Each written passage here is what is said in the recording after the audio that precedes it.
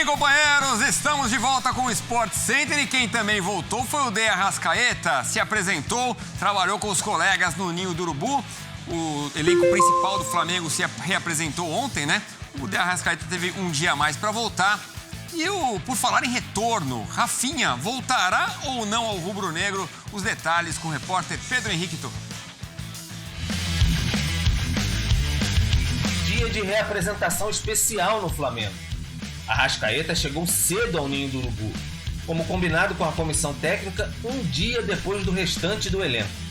O meia já se reintegrou ao grupo após realizar os exames médicos de praxe, como em toda a temporada.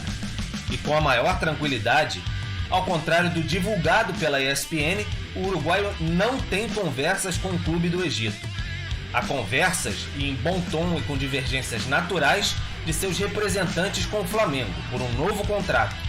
Nada que assuste por hora a torcida para a continuidade do jogador, com vínculo até 2023. Se Arrascaeta apareceu, Rafinha por enquanto é dúvida. E que dúvida! Depois de dias e dias de negociação, o papo está estagnado. O jogador já disse em redes sociais que aceitou o oferecido pelo Flamengo, mas publicamente o clube não se pronuncia. Há um teto no orçamento, principalmente depois da contratação definitiva de Pedro junto à Fiorentina. Em ano de pandemia, o Flamengo se mantém à risca para não sair dos trilhos, nem que isso custe não ter de volta o camisa 13, o eterno capitão sem faixa.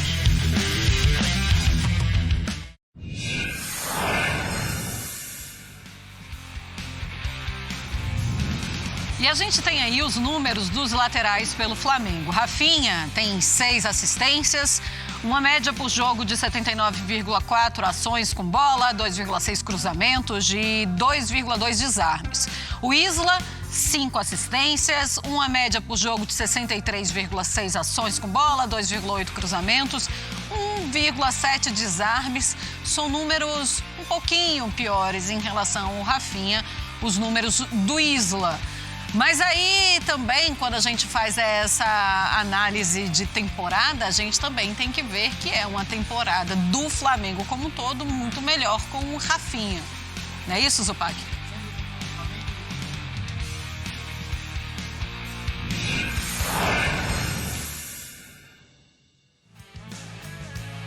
Do Rafinha, o Flamengo de 2019 era melhor do que o Flamengo de 2020, não só pela presença do Rafinha, ele está dentro do contexto. Mas entre Rafinha e Isla, o Rafinha é mais jogador, né? Até a característica é um pouco diferente. O Rafinha é quase um lateral meio campista, um cara que muito mais técnico, um lateral que constrói, que tem um passe muito preciso. O Isla é um jogador um pouco mais de força, um lateral mais lateral mesmo. O que disse o Pedro Henrique Torres na sua matéria é exatamente o que eu penso. O Flamengo não pode sair do trilho, ainda mais no ano que a gente vive. Então, se não dá para pagar o que o Rafinha quer, porque o teto já foi estourado em outras circunstâncias, não vai pagar o que o Rafinha quer e vai ficar só com o Isla, que para jogar o futebol que se pratica no Brasil, tá bom demais. Existem, talvez, 2, eu penso no máximo hoje no Fagner, que é um lateral do nível do Isla, um pouco melhor, um pouco pior, vai dar variação de cada um, mas tirando o Fagner, não há nenhum outro lateral que se compare com o Isla. Então, com o Rafinha ficaria melhor? Sim. Sem o Rafinha é um problema? Não. O importante é não sair do trilho. Fábio Sormani, queremos ouvi-lo, companheiro. O Flamengo precisa do Rafinha?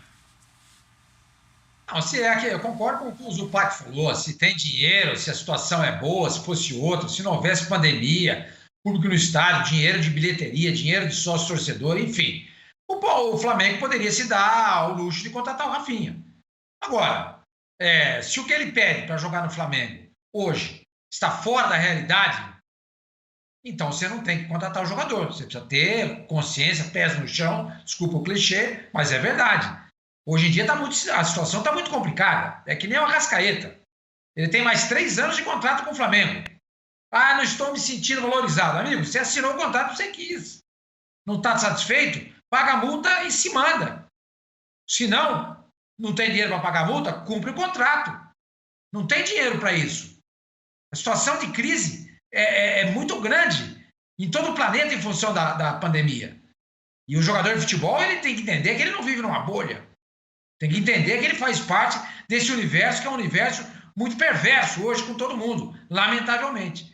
Se desse para contratar o Rafinha, ótimo, concordo com o Zupac também, ele é mais jogador que o Isla. Mas se não der, dá para ir com o Isla numa boa. Os empresários do Rafinha, eles estão vindo aqui para o Brasil e vão ter uma conversa com a diretoria do Flamengo. E aí sim eles vão acertar essas bases salariais que o Rafinha, inclusive, já disse que aceitou. Será que o staff do Rafinha também vai aceitar? Isso aí são outros 500 e a gente já falava sobre isso, né? Como nem sempre o que o jogador acha é a mesma coisa que os seus empresários acham e isso faz muita diferença. Agora, Zupac, quando a gente olha para o Arrascaeta de volta, ele ganhou um dia a mais de férias, né? Porque com a pandemia, as viagens para o Uruguai estão muito reduzidas. Se por acaso ele tivesse de voltar no dia, na segunda-feira, ele ia acabar perdendo o fim de semana. Então, a diretoria do Flamengo achou por bem que ele poderia ficar esse fim de semana com a família, ter um dia a mais de férias, volta nesta terça-feira e aí a torcida agora já fica tudo tranquila, acabou essa história de jogador insatisfeito, esquece isso? Se ele tem a intenção de ser valorizado, e eu falei isso aqui ontem e vou repetir, acho legítimo que qualquer profissional de qualquer área, de qualquer empresa queira ser valorizado, é legítimo, mesmo estando sob contrato, ele que converse com a diretoria, se possível for, ele será de alguma forma valorizado, se possível não for, ele vai cumprir o contrato dele, como disse o Sormani, e não tem conversa, a não ser que venha uma proposta para tirá-lo ou que ele pague a multa para ir embora, né? Então, não há motivo para isso virar um problema. Mas ele quer uma valorização. Tenta, pleiteia, não dá, bico calado, vai para o campo e joga, né? Para o Flamengo é uma excelente notícia que o Arrascaeta está de volta. Ele é hoje um dos principais jogadores da equipe, foi um dos mais regulares em uma temporada onde todo mundo oscilou e é natural que por causa disso ele se sinta no direito de se valorizar. Mas está sob contrato, Rogério é bom para administrar, Marcos Braz é bom para administrar, vai para o campo, se junta ao Everton Ribeiro, ao Gerson, ao Gabigol, quietinho, fazendo o que tem que fazer, ficando sem aglomerar e a vida segue bem para o Flamengo.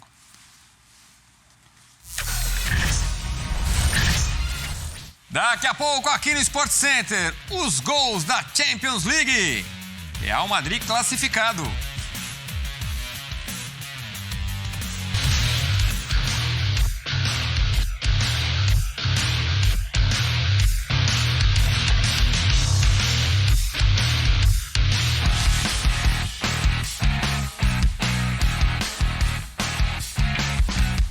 Fico muito feliz em poder voltar. Lógico que não é o momento que eu queria estar vivendo hoje, com minha mãe estando numa situação muito delicada de saúde como ela está, e eu mesmo assim me prontifiquei a vir a trabalhar. Era uma grande vontade que eu tinha de voltar a trabalhar aqui no Galo. Depois de 7 para 8 anos eu consigo voltar. Lógico que eu sei o tamanho da responsabilidade que tenho aqui.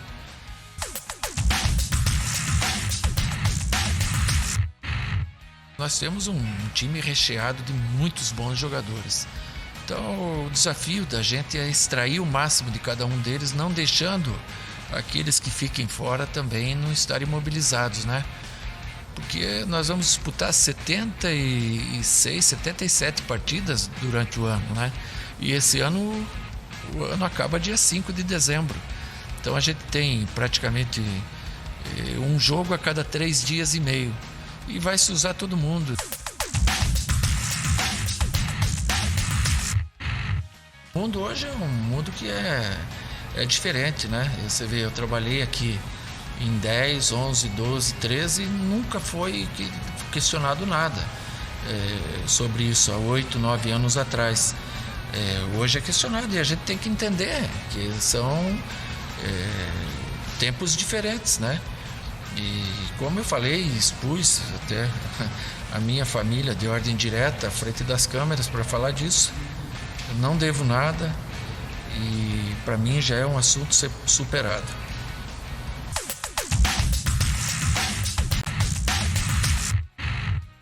Eu não me apego muito assim, sabe, a contratos com multa, com coisa assim, porque você não pode ficar refém do dinheiro para certas situações.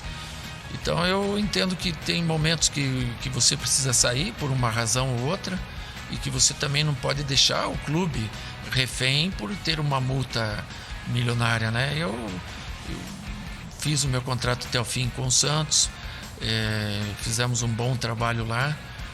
Infelizmente não teve conquista, mas nós fizemos um grande trabalho e eu pretendo aqui também fazer um grande trabalho, se Deus quiser, com conquistas, né?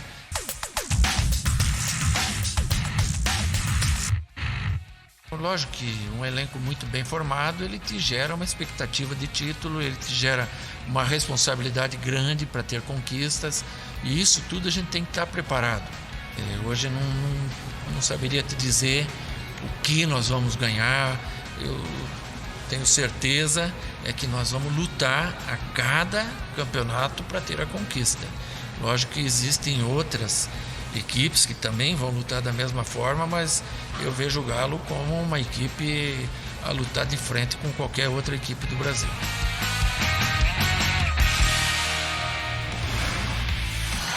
E a gente tem aí na tela alguns objetivos do técnico Cuca no Galo: transformar um time estrelado em vitorioso, conquistar o Brasileiro depois de 50 anos, o único título conquistado foi em 71, conquistar o Bi da Libertadores, o único título conquistado em 2013, lembramos bem, sob o comando do Cuca, e conquistar o Bi da Copa do Brasil, o título que o Atlético tem foi em 14.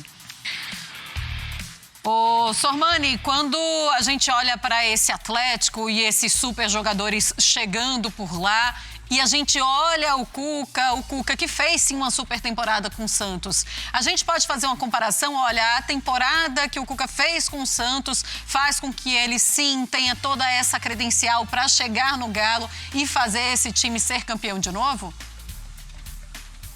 Então, Marcela, o Cuca é um treinador que ele precisa ter o grupo na mão.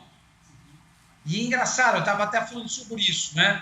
O Cuca é um técnico que gosta de governar no caos. Eu gosto de governar no caos. Foi o que ele fez no Santos. O Santos estava no caos. E ele se dá muito bem nessa situação.